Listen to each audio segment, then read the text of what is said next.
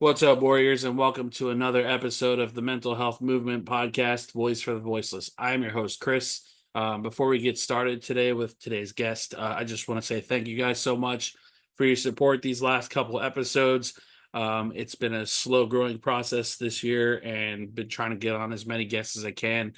Um, so for anybody listening, anybody that tunes into the show, if you're interested on coming in, I'm taking guests all the way up until the first week of August. I'm going to be taking a break from recording in August because my birthday, and I'll be out of the country for about 2 weeks. So feel free to reach out to me, send me a message or send me an email at mentalhealthmovementpod@gmail.com. Um, but other than that, thank you guys again for your support. Today's special guest I have has quite the story to tell. She had reached out to me a couple weeks ago, wanting to tell her story and the things that she's gone through, and it's quite a heavy story. It's quite powerful because I'm all about empowering each other and sharing our stories and sharing how we overcome these obstacles put in front of us. So please help me welcome a fellow warrior. She is also an author of 2 books. Please help me welcome Minister Alma Thomas. Alma, how you doing?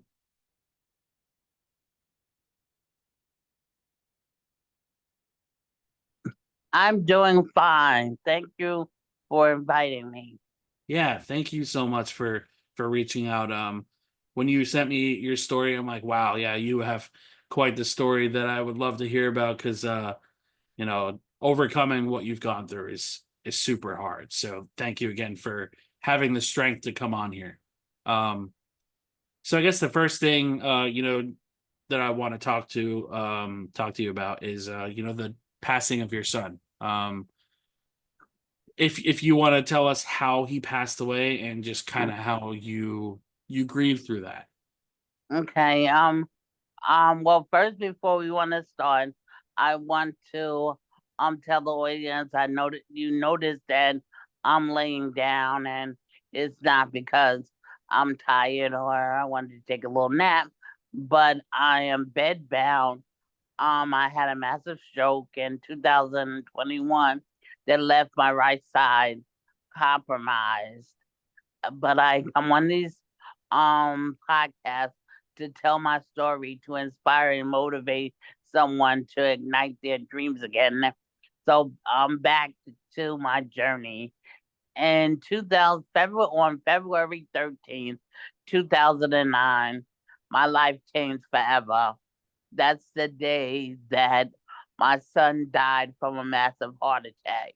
He woke up that early morning, and I was going to get some water, and he said, "Mom, do you have any water?"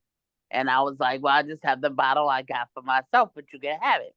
So I gave him the bottle of water, and he was like, "Ma, call an ambulance. I'm sick." So I said, "Okay." And I called the ambulance, and we were talking while the ambulance was coming, while they were putting him in. The whole time we was talking, and then when we got in the ambulance, I felt like something was off. And then when we got to the hospital, they were working on him, and the doctor came out and said, "You have a very sick young man in there." And about 2 minutes later, the doctor came out and said, "Are you here by yourself?" And I said, "Yes, but my family is on their way." And he said, "Well, when they get here, I'll talk to you." And something, I just had a feeling that something wasn't right. So I called my mother. I said, "Where you at? I think Tyshawn is dead." And they was like, "What?" And I was like, "They said, did the doctor tell you that?" I was like, "No, but he's waiting for you all to get here to talk to me." So my family came, and the doctor took us to the family room and said those words that no parent wants to hear. We did all we could do, but we couldn't save him. Ah, man. And then on April 17th, which was his first birthday in heaven, I wanted to unalive myself, not because I was suffering from his death, which I was, but I wanted to unalive myself because when I woke up on the morning of April 17th, his birthday, I was like, I wonder if my grandma is baking him a cake. I wonder if the angels singing happy birthday to him. And then I said, for 18 years, I have made his birthday very special. So this one should be no different because this one is really special. It's his first birthday in heaven.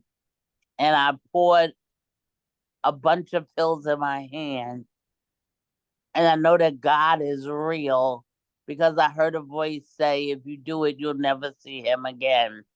And I put the pills back in the bottle, and I remember crying and telling God, I need you to help me. People are saying, "Oh, you're so strong.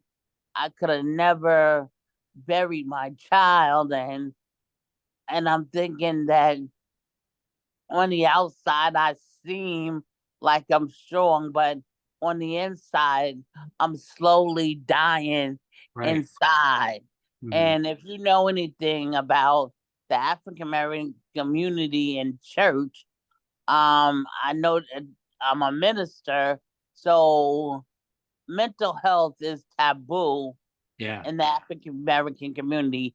I mean, it's getting better now, but 15 years ago, it was very taboo. You're a Right. minister, you don't talk about needing therapy and having mental health problems. It's like if you have high blood pressure, it's all right for you to take medication. But when you're saying I'm depressed and anxiety and the doctor says I need medicine, they say it's all in your head. We don't go to therapy. We don't tell people our problems. And if you go to church, if you love God, you'll get through this and all these other kind of things. And I'm thinking in my mind, the thoughts that I have are not even right. Like, people would say, "Oh, he's in a better place," and I know that this world we don't stay here forever, but a better place to me right then was in his bedroom, Yeah. where his empty bed was, Right. at the dining room table where his empty chair was. I would rather him be in his room than not here anymore, where Right. I can see him, feel him. And I would think, why don't you send your child to the better place and then you tell me how good the place is. Yeah. Then they would say things like, "Oh, my 98-year-old grandfather suffered a heart attack and he lived." And I would be thinking in my mind, why did God take my 18-year-old who was just beginning his life and Yeah. save your 98-year-old grandfather who lived his life? And I know those thoughts wasn't right, but that's what I was feeling. And Yeah. I decided that it's okay not to be okay, that I'm not listening to stereotypes, the stigma attached to mental health. I just didn't care Yeah. about any of those things. I just wanted help. I just wanted to live again. Right. So I went to see a therapist at EAP, which was my job's mental health piece. And I was able to understand better the grieving process. Like I knew the stages of grief because I majored in psychology in college, but reading about the stages of grief and going through the stages of grief is different because Absolutely. I was wondering, like, okay, why one day I'm at the acceptance stage and I'm accepting everything that's going on, and why, in the next 20 minutes, I'm back in a denial stage. And they were like, there's no expiration date Right. on grief, and people just want to make you feel better and they don't know what to say and they think that things that they're saying is making you feel better, but sometimes you just need somebody to listen to you. It's Absolutely. like once you close the casket at the funeral and lower the body in the ground at the cemetery, everybody else goes back to their normal lives. But my circle was forever broken. Yeah. But once I was able to talk about it and go through the stages of grief, I eventually was able to turn my pain into passion, and I started a scholarship funding my son's honor, the Tyshawn Thomas Friends and Family scholarship. And to date, we've given out 17 scholarships to African American males who are the product of a single family that they've been accepted to college and they might need help with their books or whatever. We give each student a $500 scholarship, and it's money that was raised and donated by my family and friends because right now we're not a not-for-profit organization. Right. So all the money that is donated by friends and family. And like I said, we've given out 17. I haven't given out one in the last 2 years because I was in a nursing home, but I hope to start back Yeah. this year. Let me just start off by saying I'm so sorry for your loss, and follow that up with when my brother passed away, and like you said, everybody's life goes back to normal. Everybody, once that casket closes and everything goes back to normal, and people feel the need to compare traumas for whatever reason, right? And I feel like whenever it comes to either losing somebody or whether it comes to being hurt, going to the hospital, whatever it is, there's always that one person, there's always that group of people that say, "Oh, well, at least it wasn't this, or at least it wasn't worse." And it's always the starting with that word, at least. And Mhm. it feels like a knife every single time that cuts you. And when you were talking about his first birthday and saying how you believed in God because God told you, not to unalive yourself because, you're going to see him again, whether it's sooner or later, and don't unalive yourself because, God wants to love and take care of you. I think that is one of the most powerful things I've ever heard because especially yourself growing up in a community where talking about mental health is such a taboo subject, and especially in a church environment. When we went to my brother's service, the pastor was sitting there talking about mental health stuff and saying how God gave you depression and God this, God that, and wasn't really talking about him. And I remember saying to one of my friends after the service, I'm like, I'm not gonna lie to you. I was pretty upset listening to that man talk because it's like this is a beautiful human being that we just lost. And I understand he had a powerful relationship with God, and I totally respect that. But at the same time, should we not be using this time for people to tell stories about him and for people to share the joy that he brought into so many people's lives? And instead, we're just going to talk about mental health subjects and put that in God's hands, saying, "Oh, well, God gave you this, and He's in a better place." When I heard that, I got mad too, because he has 4 kids, and it's like I would rather him be here with his 4 kids. He's not in a better place. He got taken away from us. And, listening to how the response to your son passing away from other people and hearing that anger stage whenever you got there, I felt every ounce of that because for the first year of him passing away, I felt so angry of why was it him? I would trade my life just so his kids could see him again.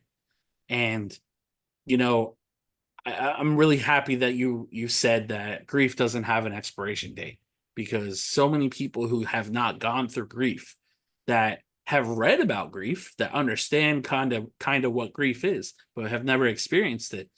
It's not, it's not funny, but it's crazy how people view grief and think that there's a certain time limit of how long one should, focus on that person being gone. Especially when it's your son or my brother or whoever it is that passed away that was close to us. It's like that person was in our life for you 18 years. And the fact that they expect you to just, forget about it the second that casket closes and everything's fine again, it's just not the case. It's not reality. And, you know, being told how strong you are, I know is so exhausting, because it's like you can only be strong for so long. We need to break down. We need to express how we're feeling and have these kind of conversations. Right. And the fact that you feel comfortable enough to talk about it speaks volumes. I think that is strength, being more vulnerable than just holding it together and pretending like everything's fine. Because, Right. because I feel like that's the hardest part of grief, is just understanding that they're gone, accepting that they're gone, and being able to express your feelings of them being gone. Right. So let's take a step forward in your journey. So you have two books out. One under the title of Dream Killers, and Yes. other of the title From the Waiting Room to the Recovery Room. Um, Talk about how those books came to fruition. Okay. I began writing from the waiting room to the recovery room when the doctor said, um, in the waiting room, we did all we can do, but we couldn't save him. And as I was writing that book, I could never finish it. And I was like, why am I rewriting the end of this book over and over and over again? And I was like, people are always coming up, did you write that book yet? Did you write that book yet? And I'm still writing the book over and over again. And then someone asked me in 2016 to write an article for a magazine. So I write all the time. So I was just gonna, look through my notebook, find something I wrote already, dust it up, turn it in. But while I was um thinking about it, God dropped into my spirit Dream Killers. So I was like, all right, what does that mean? And it was like along the way, you allow people, places, and things to kill your dream. So as I wrote Dream Killers, it was like a healing journey. It freed me from some of those limiting beliefs that I had that kept me from completing that book, like the fear of failure, doubt, low self-worth, low self-esteem. All those things was stopping me from completing the book. And as soon as I wrote Dream Killers, I wrote Dream Killers in about 2 weeks. And I remember crying and everything throughout the writing of the book, that people thought that finally, 7 years after the death of my son, I had a mental breakdown. And it was time to put me in a mental institution, because for one reason, 1 minute I would be typing on the computer, and the next minute I would be hysterical in tears as I type. And a lot of people don't understand, when you're going through a healing journey, that you're releasing some of those limited beliefs, and you know thinking of positive things, that I can do this. I am a writer. I can finish these books. And I finished Dream Killers. And immediately after I finished Dream Killers, I was able to write From the Waiting Room to the recovery room. But what's even more remarkable about my writing journey is that before my stroke, I wrote those 2 books. After my stroke, I've written 3 more books with one finger on my left hand, because as I told you earlier, my right side is my dominant side, and that side is compromised. So the first time when I got out of the nursing home and I pulled out my trusty computer, and then I found that with one hand on the computer, I couldn't type with this left hand on the computer. And I was like, for a minute, my writing career is over. But I was determined not to give up and to continue to live my dream life. So with one finger, I found that it was easier, because some people was like, well, do the talk into type. And I was like, I tried that, and that's more frustrating because it doesn't type when I'm singing, and I still have to go back and retype it. So I found out that it was easier to type on my telephone with my one finger on my left hand. And I've penned 3 books since then on with my left hand with one finger. So that shows us that people that are able-bodied with 2 arms and 2 legs, don't give up on your dreams. That where there's a will, there's a way. You can find the way that works for you and work it out, because I've learned during this journey in life, because after my son died, I was faced with a apartment fire, and my apartment didn't burn, but it was still condemned, and I found myself homeless and going to the system and asking them for a place to stay, because I was homeless on no fault of my own. And you had all this stuff you have to go through, and finally when they placed me in a place, they placed us in a bedbug motel, and me and my daughter only stayed there for an hour, and I had to call my sister. I was like, how, when you have no place else to go, how do they sleep at night, putting people in places like this? And I went to my mom's house, and my mom lives in a 1-bedroom senior citizen apartment. So me and my daughter had to crash in there until I found something. Then I got married, and I thought I was doing everything right. I was waiting until we get married, everything right. And he was saying, yes, I want to, know God. And I said, you understand the call on my life? And he said, yeah, yeah, yeah. So he seemed like he was the perfect man, bringing me flowers for nothing. And I was like, yes, I finally hit jackpot. Right. Nope.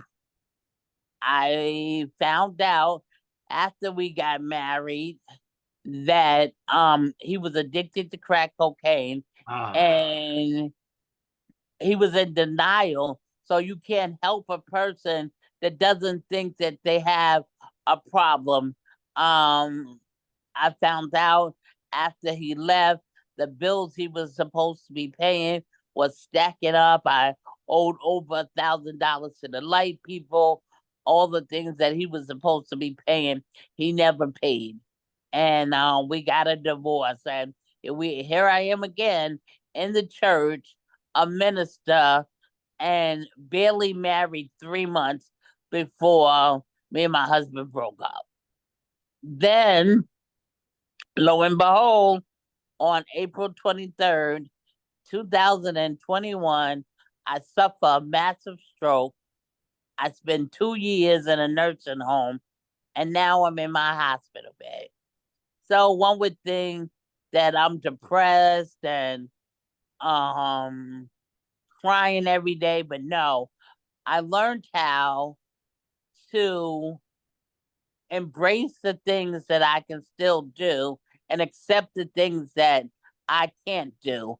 I decided that I'm not going to lay here and have a pity party, but that I am going to go on a quest to inspire and motivate people to live their purpose driven life, because the cemetery is full of unfulfilled potential, failed dreams and visions, and I didn't want to die with my purpose inside of me. And each and every one of us have a purpose, and I don't believe that my stroke was for me, but it was for somebody else to be inspired, for someone else to know that at the lowest point of your life, that after you lower your son into the ground, something I never thought I would be able to do, and then have a life filled with so many obstacles, that I would give up. But I know I compare my life to the clown at the carnival. You know that clown, the one that you throw the ball at real hard, and the clown goes all the way down, and just before you able to claim your grand prize, that joker jumps back up again, and you spend another $5 to throw the ball again. Well, her life has thrown some really hard curveballs at me. And they've knocked me down almost to the ground.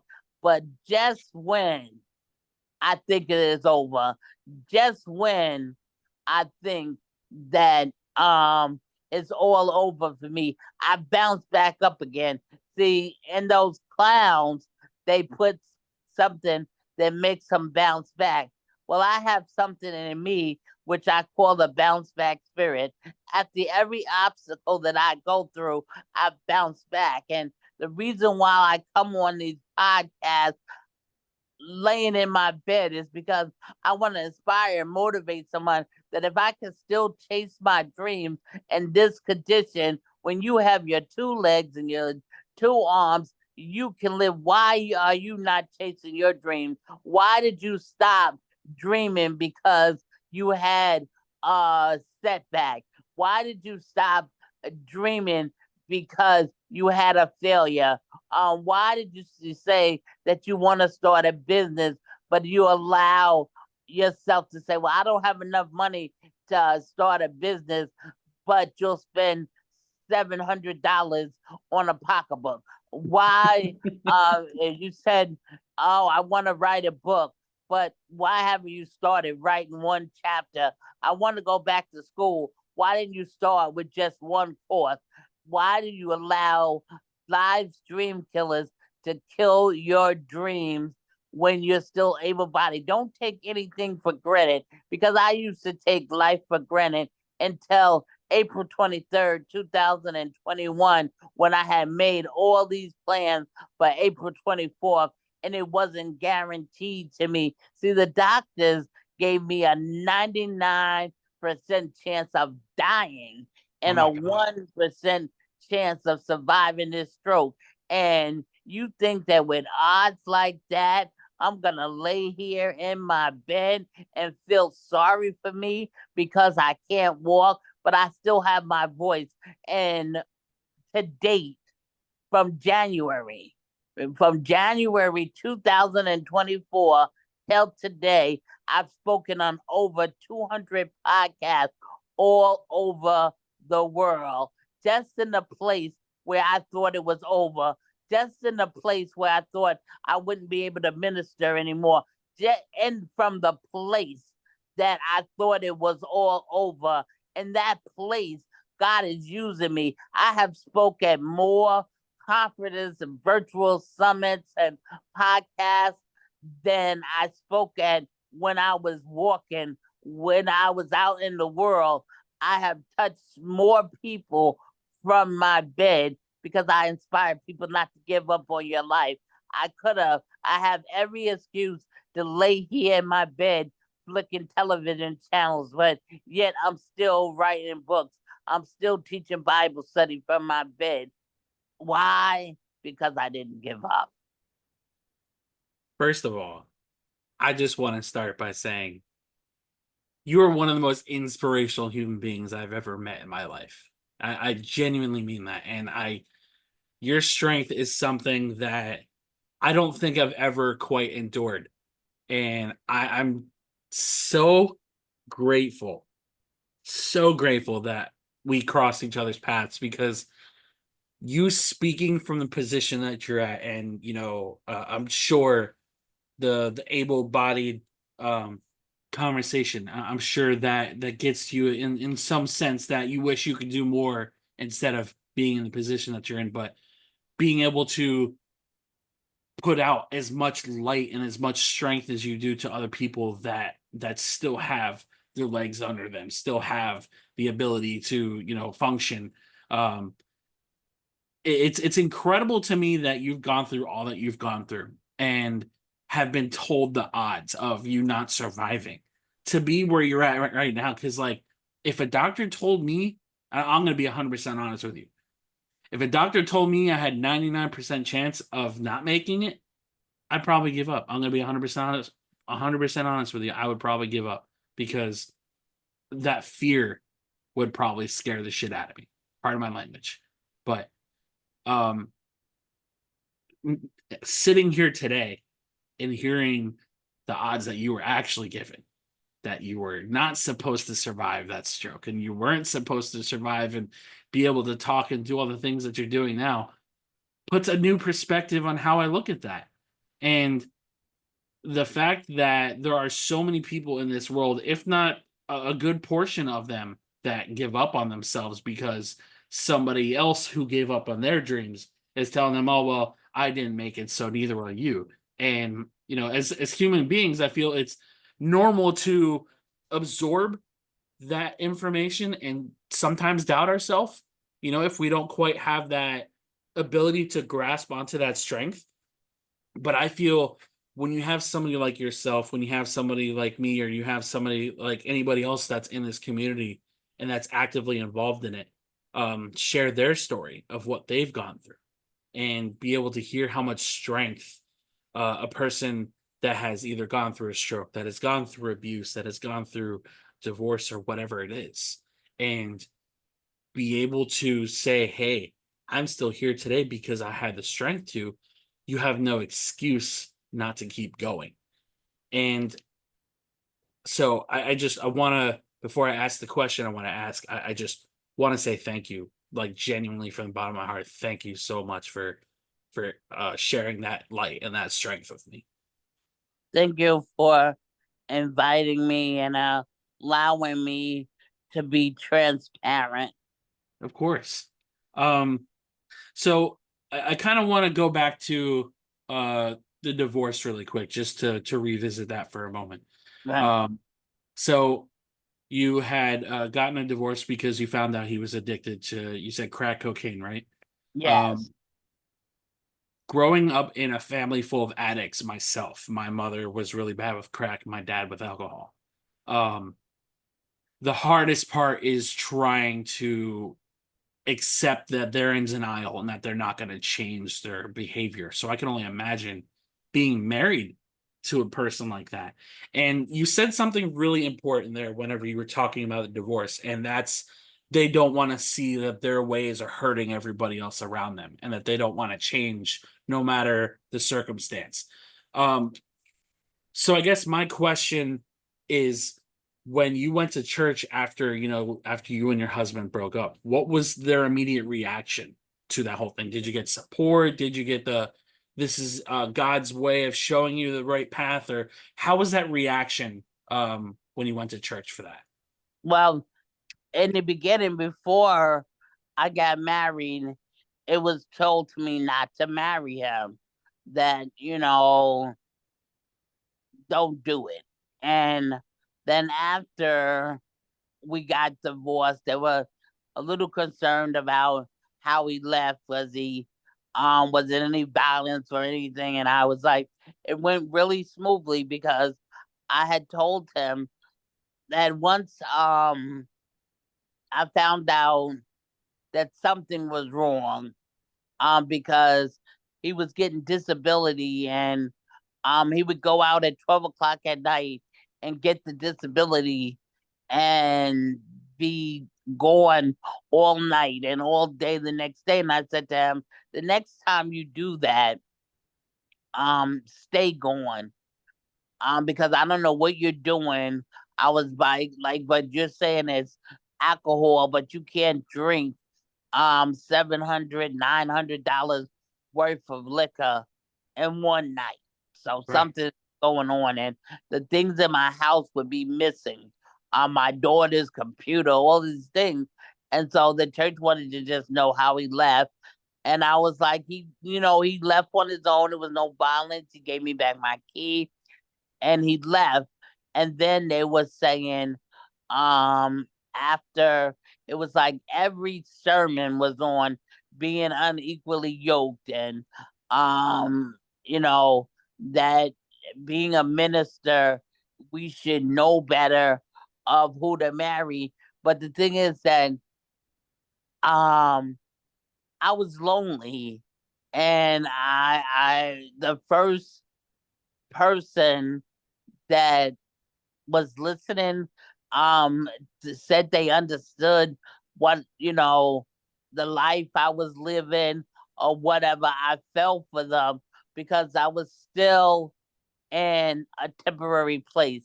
I was still trying to replace my son Fill in that a void, right? way, fill that void. So he filled that void. I thought he was, until I realized that something was wrong. And what it hurt me the most is that I couldn't help him. It's like, you know, had he wanted help, I probably would have stuck it out. If, he was doing something to help his addiction, I would have probably stuck it out. But because he didn't, and we were married for such a short period of time, all this money I spent, over $10,000 on a wedding, and 3 months later it was over. So, and I was even worried about, what are people gonna think? Right. It was over 250 people at my wedding. What are these people gonna think 3 months later? Now that you're like, how your husband doing? And for the first couple of months, I would say, oh, he's fine, he's fine, he's fine. And, finally I got the courage to say, we're not together anymore. You Wow. know? So you had to basically cover it like the whole first couple months that you guys weren't together anymore. Was Yes, that for the first couple of months, I guess, you know what it is, like anything that you lose, you still go through the periods of grief. Because even when absolutely? I lost, the right side of my body, I went through the period of grief. So I think that when I was telling people he's all right, that I was in denial that it was over already, that, you know, the dream life that I had dreamed of involving getting married didn't come out the way I planned. So that's why in life you have to have a plan B and plan C, D, and maybe E, because things don't always work out as we plan for them to work out. And Yeah. things don't often go as we plan. There's gonna be two detours and roadblocks. But it's just like when you're on a road and you're taking a trip and you're trying to get to the destination and you make a wrong turn.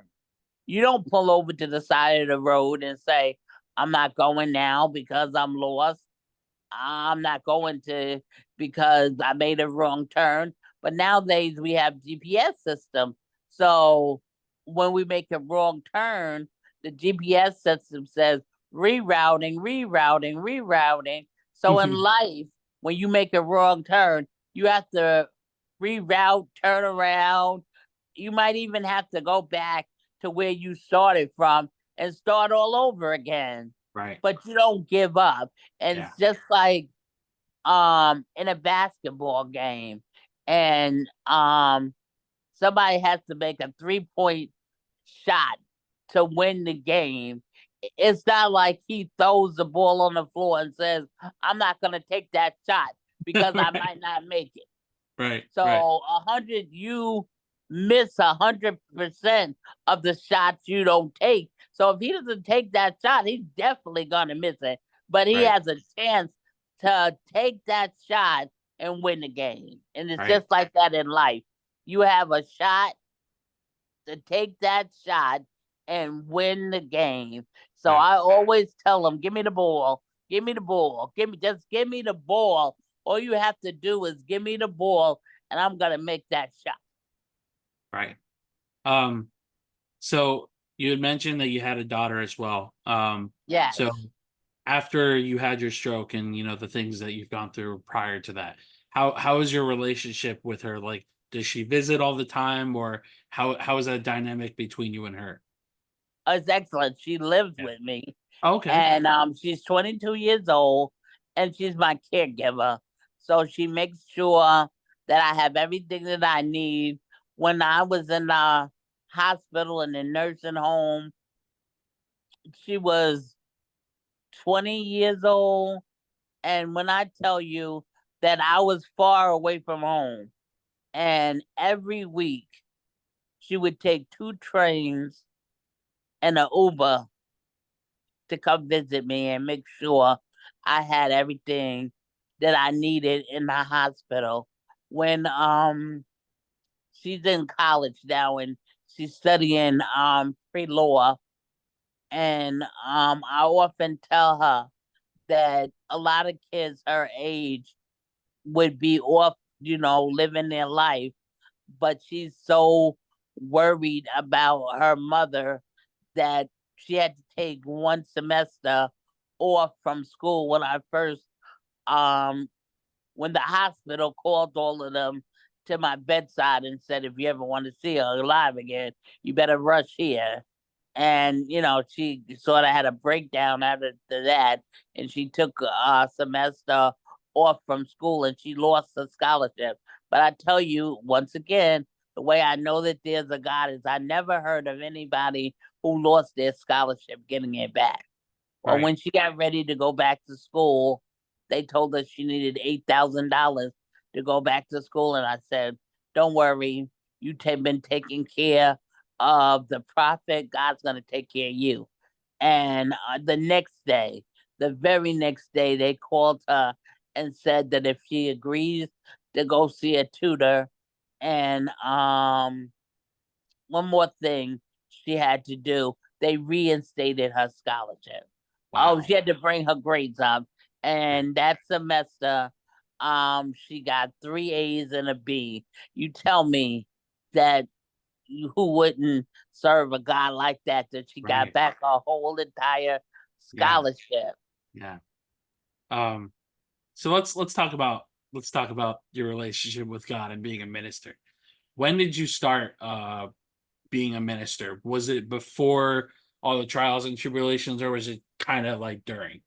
It was before the trials and tribulation because one day my son at 2 years old, Hmm. he woke up and he said, we gotta praise God. And so we weren't going to church. I was I might go one Sunday or whatever, but we weren't religiously going to church. And he started praising God and at first we thought he was playing. So everybody in the family, we was playing along with him saying, thank you, Jesus, thank you, Jesus. Well, he began to praise God so much that he fell out in a trance. And I was like, okay, like, what does this mean, God? And then about 6 months later, I was in a boutique, and the lady said to me, do y'all go to church? And I was like, periodically. And she was like, get that young man in church because he has a call on his life. And I started going to church because of that. And that's when God called me into the ministry. And I want you to know that is another way that I know that even in our darkest times, God will be there. Because when my son passed away, he was young. So I didn't have no insurance on him. And in 2 days, my friends raised $10,000. And because everybody was calling saying what a wonderful person he was, the funeral home man didn't make any money off the funeral. He donated all his services. We just had to pay the money for the casket and stuff like that. But all his services, he volunteered them. Wow. And at my son's funeral, there were all kinds of clergymen, and they wasn't there because of me. They were there because of him. He had such a relationship with God that on Sunday and Saturday, all day he would be at the church, cleaning the church, stocking the store, whatever his hands found to do. On Sunday mornings, him and someone else got to church before anyone else got there to make sure the heat was on and the winter and the air condition was on in the summer. So it was so many people. As a matter of fact, this is a funny story. When my son was in the 12th grade, he's very blunt. He was very blunt. Like he would tell you the truth, whether you wanted to hear it or not. So he was in math class, and the teacher told him to stop talking. And he said, the people are asking me to explain to them how to do the problem. So the teacher was like, I'm the teacher, I'm teaching how to do the problem, and just be quiet. So then my son says, well, if you knew how to teach, they wouldn't be asking me a question and I wouldn't be talking. So he called me out and he says that my son has to apologize on Monday morning. So Tyshawn comes home from school and I say, did you tell the teacher that he can't? I was like, well, you can't do that. He was like, well, he can't. That's why everybody always asking me how to do the problem, because they, when he explains it, they don't understand it. I said, yes, but you have a few months until you graduate. This man is saying you're not going to graduate if you don't apologize. He said, well, I'm not sorry. So why should I lie and say I'm sorry and I'm not? Because he can't teach, which is the truth. I said, I know, but he doesn't want to hear the truth. So then I said to him, I said, well, if you don't go and apologize to that teacher, you can't go to church on Sunday. And he looked at me and we both started laughing. And he said, Mommy, what kind of minister tells their child they can't go to church? And I was like, well, that's the only thing you like to do is go to church. If I punish you and say there's no TV, you don't care. The only thing I can take from you is church. So that's what kind of kid he was. That he wise before his years. He had his own relationship with God, and he influenced in 18 years more people than some people influence in their whole life. And he was very much for education. Before he passed away, he was accepted into a pre-law program, and his sister now is walking his shoes. She's taking pre-law. She wants to be a family lawyer. So that's beautiful. I love that so much. So since he passed away, are you able to celebrate, like on his days? Like, do you do anything for for his heavenly birthdays or anniversary or anything? Like, does your daughter help you like honor his memory or anything like that? I usually just make a post on Facebook. My family goes to the cemetery and they place a flower, and I said, we give out the scholarship in his honor. And as a matter of fact, the next project that I'm working on is I'm doing an anthology of other parents who have lost children as a legacy for their children to have their memories immortalized in a book. I love that. That's awesome. So at the end of every podcast, as I mentioned to you, I usually read a quote based on the topic at hand or just the guest that I have. Before I read mine, do you have anything that you want to say to the readers or listeners? Yes, yes. I do have a quote, but there's one thing that I want to say Mhm. to the audience is that remember when we were young and we would dare each other to do things, and we would do it because somebody dared you, so you had to do it. Well, on today, I double dog dare the audience to dream again, to reach deep inside, even to those dreams that they rock us with sleep and awaken the dreamer in you. And my quote is, if your heart, wait, let me say again. If your mind can believe it and your heart can receive it, then you can achieve it. I absolutely love that. That's incredible. Thank you so much for sharing that. Uh, The quote that I have is by I believe it's either Michael or Michelle. I'm pretty sure it's Michelle C. Clark, and it reads, "You're overthinking because you really care what happens next. You don't want to fail, and you don't want to let people down. But no amount of planning, worrying, or overanalyzing can give you control over what happens next. Breathe, loosen your grip, experience life as it comes." Man, Yeah, that's when I read that last part, loosening your grip on because we're as human beings, I feel like so many of us hyper focus on our problems at hand and don't live in the now. What happens tomorrow after this argument? And living in the moment and just embracing things that are in front of you instead of things that are quite not in your reach just yet. Um, After listening to your story, I feel like that's an even more truer statement because living in the now and not giving up on your dreams and chasing your passions in life is so much more important than worrying about what happens next week. Because I think it was towards the middle of our podcast when you said the cemetery is full of people that have lost potential. That hit me really hard. Um, so again, thank you so very much, Alma, for coming on today's podcast. Um, I hope we get to have future conversations because this was probably one of my favorite interviews. So thank you so much again. thank you for inviting me. Of course, and for my listeners, thank you guys again for listening. This podcast will drop sometime in July. Until then, be well, and until next time, be gentle with yourselves, guys. Much love.